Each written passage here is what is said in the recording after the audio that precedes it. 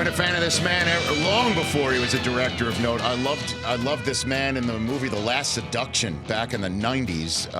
And this was back when he was an actor. Now he's one of the best directors on the market, and that includes what I think is one of the greatest Super Bowl commercials of all time, the NFL 100 commercial. Peter Berg, good to see you, Good sir. to see you, and thank you for those kind words. It's a fact. And I didn't even mention Friday Night Lights, which is something that is still one of my favorite television shows of all time. That you were part as a producer, and then you obviously directed. Just trying to keep up with you. Just trying to keep up. I appreciate that, Pete. All right, let's get into the NFL 100 commercial. How did you first have this put across your desk? About literally 3 weeks before the Super Bowl, I was finishing up something in Boston, and I got a call from some friends of mine that work for the NFL and work for an ad agency. Move quickly when we need to. We found a space in downtown Los Angeles, big sound stage. Thought it would be easier to get everyone to come to one city. And so they I don't know how Tracy did it. I mean, I can't even think about the logistical nightmare of all those plane tickets. And so this wasn't green screened? Everyone was literally in the same room Everyone was there except for, we went to New Orleans. I mean, we went to New Orleans for Drew Brees, and we went to Boston to get Brady, and Baker flew into to Boston. Because I was about to say, I mean, if we're talking about 3 weeks before the Super Bowl, we saw Brees and Kamara sit next to each other. That's right. You had to go to them to get that shot and put it in. That's correct. And Baker, and they had just lost to the Rams and were not in good moods. And that's when you shot it? We shot that after Brees had lost to the Rams, right before the Super Bowl. So it was like, I mean, we had, Todd Gurley running and cutting, and and people were like, "Don't hurt him," and it was interesting because like my son, who's a huge Giants fan, was on the set, and he a lot of people's kids miraculously decide they wanted to work on this set. I've been trying to get my son, but suddenly all of our kids are there, and they're just supposedly working, but they were just gawking. And of course. We're my big Giants fans, and at the last play of the commercial is a pitch to Saquon Barkley, and then he hurdles a defender, and these guys were going hard. Like LaDainian Tomlinson went real hard. I thought I knocked him unconscious at one point. Some of them were going really hard. Barkley was hurdling, and we did 4 or 5 takes right there. Yeah. And literally on the 5th take, my son came back to where I was working. He said, "Okay, that's it. No more. You're not doing it anymore. You're not doing it anymore." And your son told you to cut? And he's like, "Dad, I'm not kidding. This is excessive. You've got the shot. There's no point in no more." And this is 2019 to be played and beyond. The Giants especially have we've got a lot to prove. Right. And Odell did a one-handed catch, and my son was concerned about that, going through the table too many times. So hold on a second. Pete Berg here on the Rich Eisen Show. When Odell went up and he went through the table? That was not any... So that was one that we may have done a little visual effect on. Okay. He went up and caught... It's funny because so we had we had a lot of stunt guys there, and we had a stunt guy who was a quarterback trying to throw it so Odell could get up, really elevate and make a one-handed catch. And Odell fell into a pad, and then we broke a table, and we visually composite them. There you go. But we couldn't get the throw right. And it's interesting to see some of these players just such fascinating guys, and Larry Fitzgerald. Yeah. Was Larry Fitzgerald and Richard Sherman such curious human beings? A lot of the players would just come in and leave. Fitzgerald sat right by me for hours, and he wanted to understand how we do what we do, and he asked 1,000 questions, and we were trying to get the throw right for Odell, and our guy couldn't do it, and we went 15 takes, and Larry's like, "I got this." He just walked in, looked at Odell, told Odell what the pattern, and hit it one take perfectly. And Odell fully extended, and Larry just came back and sat down with me. I mean, such a nice guy. And so wait a minute, hold on a second. Montana's in the room. Yeah. All those quarterbacks in the room. Bradshaw's in the room. Yeah. And so the part where Odell one-hands it, that's a ball thrown by Larry Fitzgerald? Larry Fitzgerald. One take. One take. One take, Larry. And I'll tell you who can still throw is Terry Bradshaw. Bradshaw was throwing that ball 50 yards. He kept hitting a chandelier that was 50 yards away. And finally, our production designer, this guy Neil Spizak, was like, "He's gonna break the chandelier. He's got to stop." And I mean, Terry Bradshaw is. Of everyone, his athletic, him and Barry Sanders. There are a lot of them. I mean, LaDainian was still going full out, but LaDainian is a little younger. He's not yet 40. No. Sanders and Bradshaw were probably the two. And Bradshaw, of all of them, if you ask me who surprised me the most with his athleticism, it was definitely Terry Bradshaw. Terry Bradshaw. Yeah. Well, and Barry Sanders, I mean, so he still had the spin moves? Still, I mean, you can see in the commercial, he pulls up, spins, and we had stunt doubles for everyone. We were very mindful of not wanting to hurt anyone. And Barry's like, no, absolutely not. I'll do this. And Barry was really athletic. And I mean, one of the cool things about this commercial, it's obviously meant to be fun, and it was fun, and I think it's very funny. But for those of us that were there, that are football fans, which I'd say 99% of the people in that room were, surprisingly emotional, to see Saquon talking to Franco Harris, to see Odell talking to Jerry Rice, and the transition, the totality of the experience, to see the young guys and Jim Brown and everyone in between.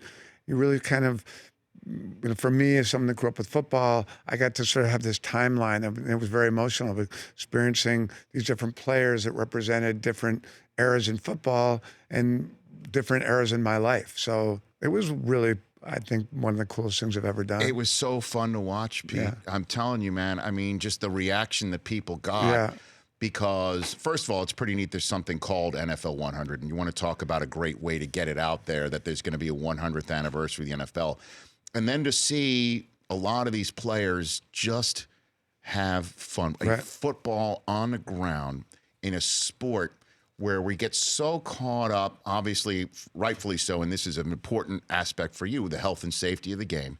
And we're also caught up sometimes in the replay. We're caught up sometimes in the minutia. That's right. So many people are gambling on it, right? And they have that it really was all about football on the ground. Yeah, the purity, like a backyard game. The purity of the experience, and that's what I liked about it. And I struggle with my it can end okay. Football is not a bad thing. There are elements that obviously need to be looked at and should be looked at, like with anything else. But it was fun to just get out there, and everybody got it. Like all the players immediately understood the fun of, let's just have a tackle football game in the middle of this party, including the commissioner. He got it. Yeah, he got you used a couple of lines in there where he says he's open. Yeah, pointing out he was having a great time. I mean, the commissioner was laughing, having a good time. Well, I mean, in terms of getting it, I mean, Pete Berg here on the Rich Eisen show, we're talking about the NFL 100 commercial that he directed for the Super Bowl.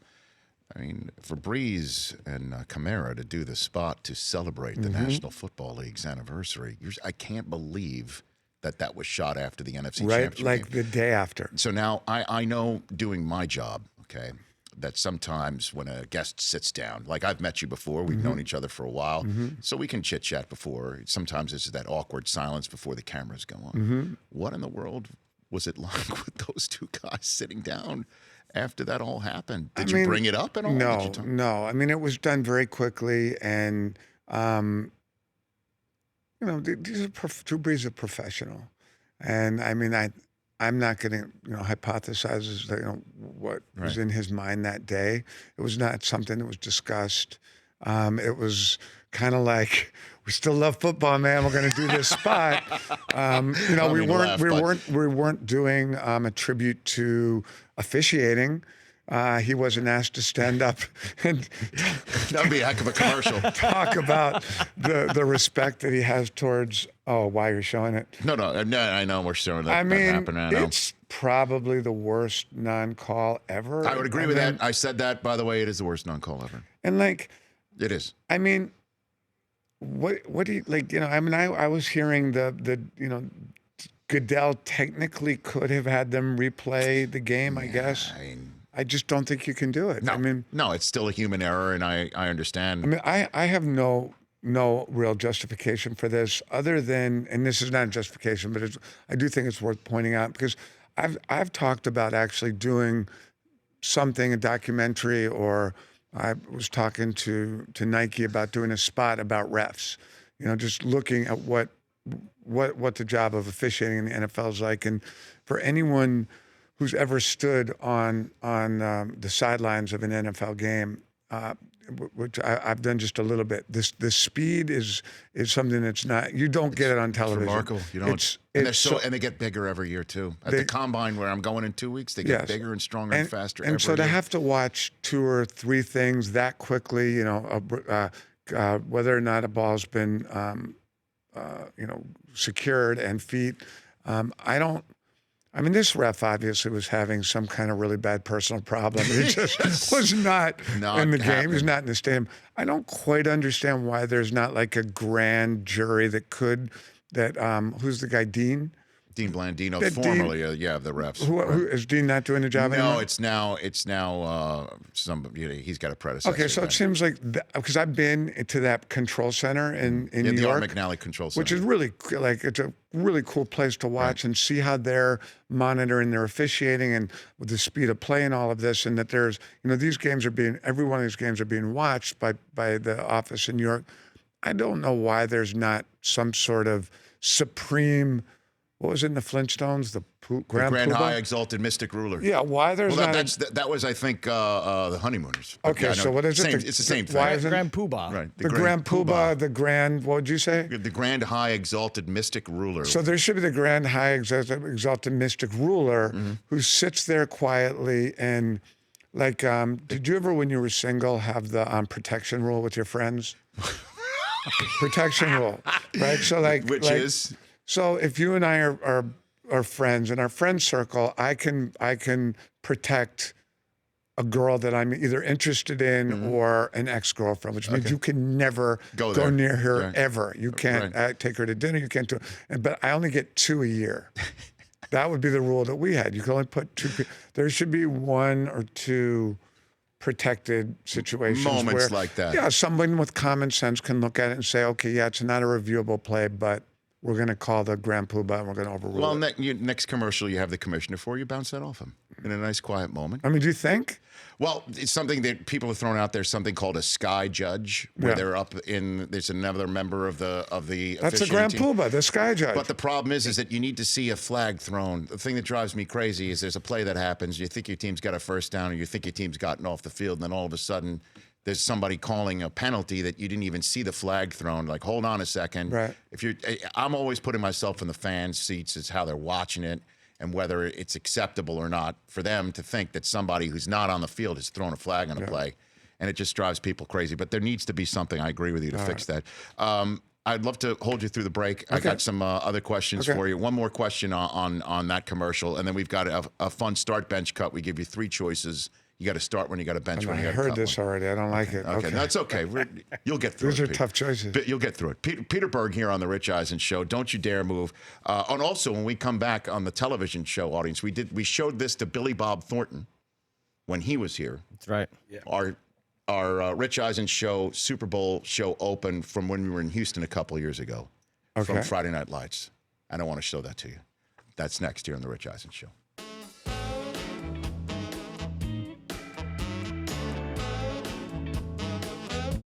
All right, while the radio audience is away, Pito, I showed this to Billy Bob Thornton when he was here last year.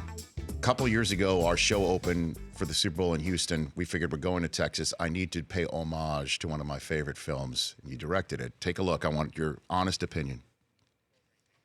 Look each other in the eyes. Put each other in your scripts forever. Because forever is about to happen this week in Houston. Boys, my heart is full. My host chair is full. Now let's go out there and broadcast.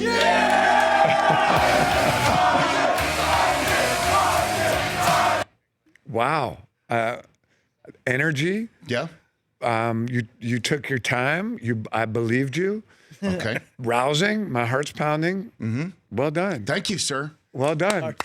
How about that? Well done to all of you. By the way, I got the check mark from Billy Bob too. He gave me the check mark on I think that. you might need to pay me a check. How about the check? How about the money? I don't want the check mark. I want the check. Okay.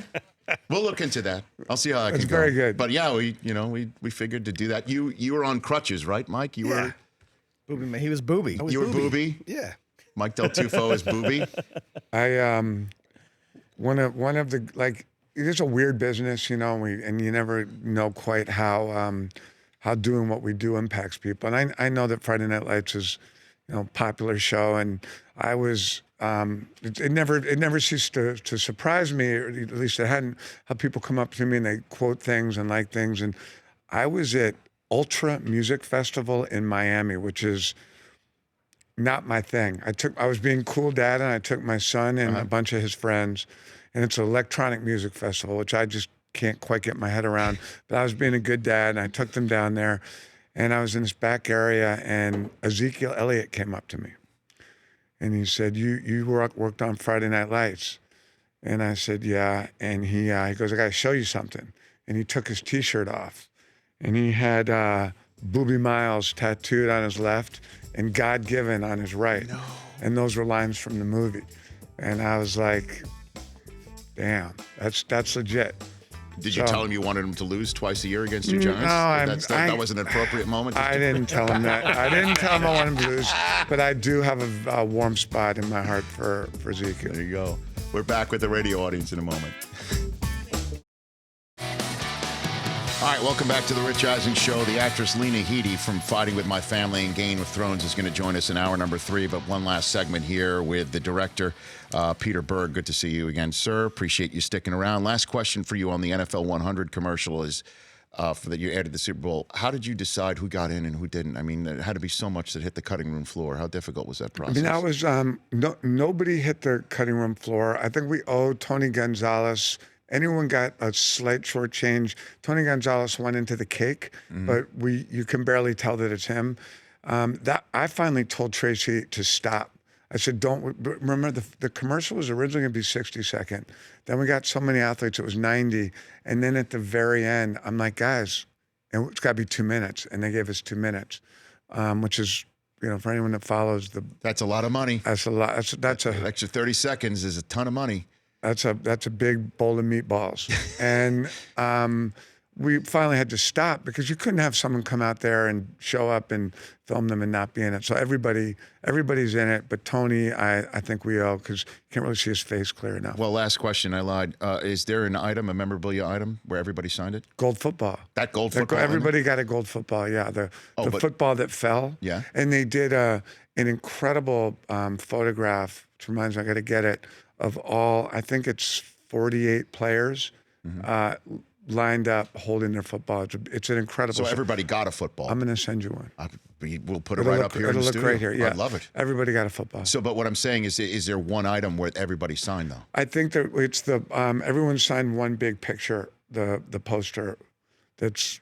Where is that now? I'm going to get you one. Okay.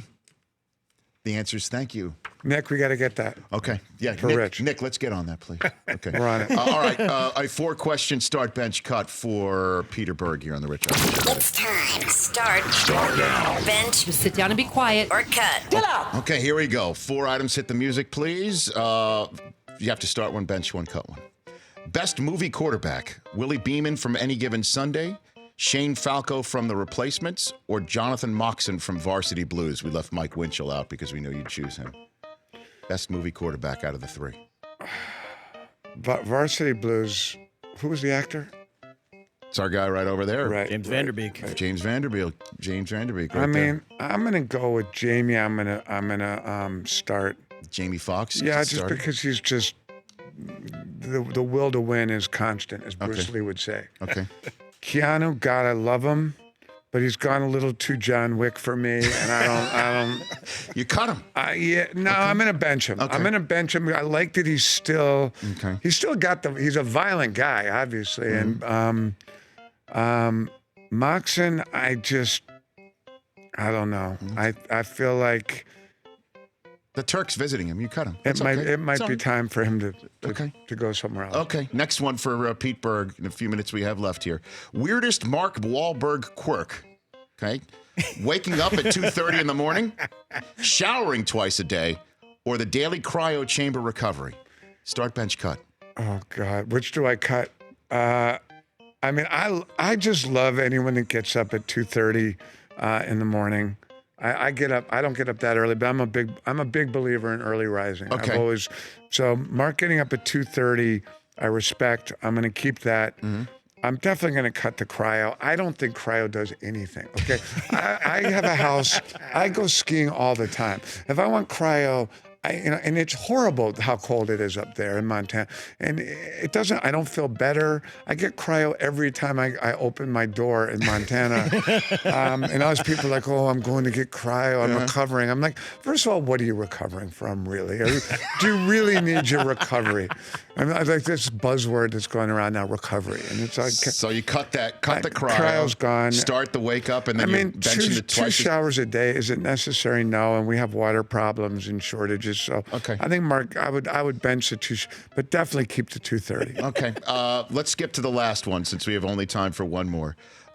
Pete Berg, start, bench, cut. The starting quarterback for the 2019 New York Giants. Ohio State's Dwayne Haskins, the Heisman Trophy winner Kyler Murray, or Eli?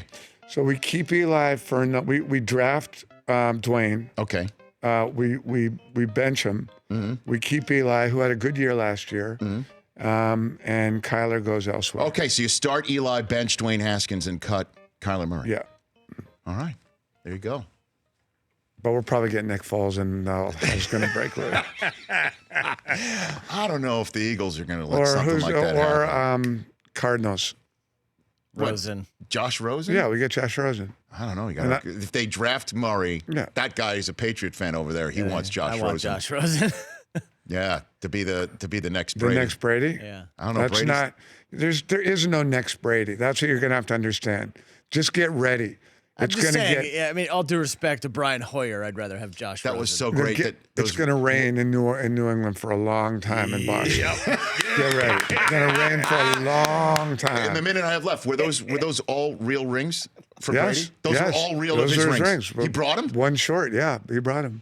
Well, I know if he now has a sixth, but those were really his Super Bowl Yes, rings sir. that he handed to Yes. Baker Mayfield in the Yeah. commercial. That was the coolest moment of the commercial. Man. He took them off. Hold these. Pretty great. Fantastic. He's quite a man, Tom Brady.